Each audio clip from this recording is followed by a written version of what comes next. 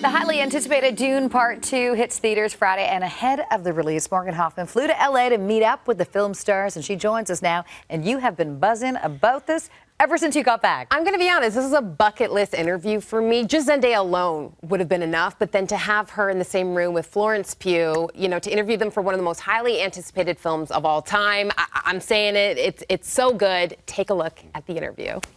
I will love you as long as I breathe. This prophecy is how they enslave us! It's not a prophecy, it's a story. This is a big movie. It's epic, even more than the first one. You get to ride a sandworm. Yes. Were you jealous? Oh, I Were you jealous of the sandworm riding? Come on. You know what? I'm glad I didn't have to do it because I wouldn't have looked as good as you doing it. I'm jealous of your clothes. Yes, but I was like, very I'm in excited. the still suit the when whole I saw you get up, I was like, that is so cool, and I would not look like. I mean, anywhere near as cool as that. So I'm glad that I didn't have to try, but it was very cool. Okay, so you had the sandworm, you had the headdresses. Yeah, Zendaya's jealous. And just the beautiful, she looks so like regal and elegant, and I was like, just in my armor, my still suit again. In the turtle shell. My one costume. But you look great. Thank you. You do. Thank you. Not everyone can make that look good. Thanks. Appreciate it. Barely anyone can make that look good. No. Everyone in this movie does Let's pretty give her well. credit. Are you prepared?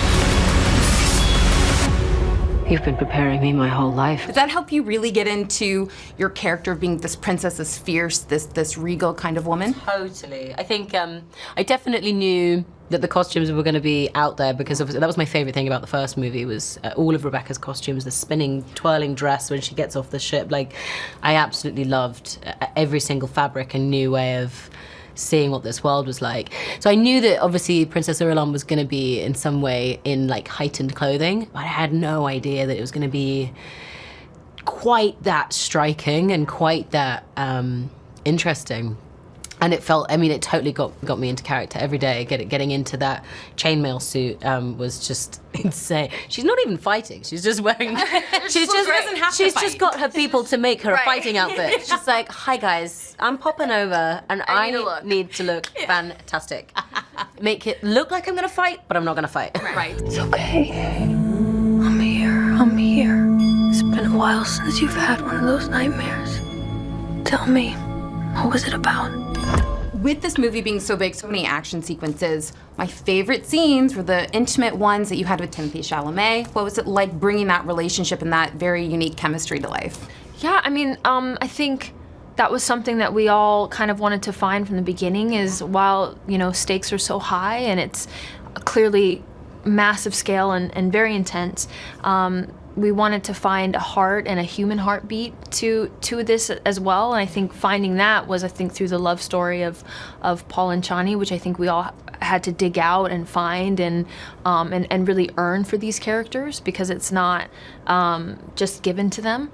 And I think Denis did a great job of tracking that. I think something he always did in scenes is he would just like have us look at each other. He was like, you know, from the beginning, even the way you can build a love story through simple glances and just doing like a glances pass. I love learning about that. Yeah, it's so true. Because it does so much. Just a simple look across the room, you know, and you're wondering what's behind those looks and what it means. And he was like, I'm not going to use all of them, but I just want some to use when I can to help build this. The prophet. Why is that a bad thing? Use it. Because all my visions lead to horror. Because you lose control. Because I gain it. What is your favorite thing about Denis Villeneuve as a director? No matter what you're shooting and no matter how intense the scene is, he's so excited and he's so happy that you're there. He's so appreciative that everyone is there. And that's infectious. It makes everybody happy and excited to be there, including the crew. Fade Rother.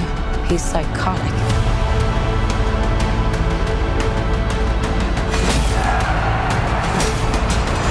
On a scale of 1 to 10, Austin Butler being terrifying. 10? Oh yeah, 10. 15. 15, yeah. 15. He was super, yeah, scary. Yeah, he's scary. He's very intense in this film. So I agree with Florence Pugh. 15. Now coming up tomorrow on TMS, my interviews with Timothée Chalamet and Canadian director Denis Villeneuve, which I will be bringing to you from Montreal because, get this, I'm leaving right after the show, right after we wrap. I'm heading to the airport and I'm flying to Montreal for a very special red carpet. I think I can see the plane I gotta ready go. for takeoff.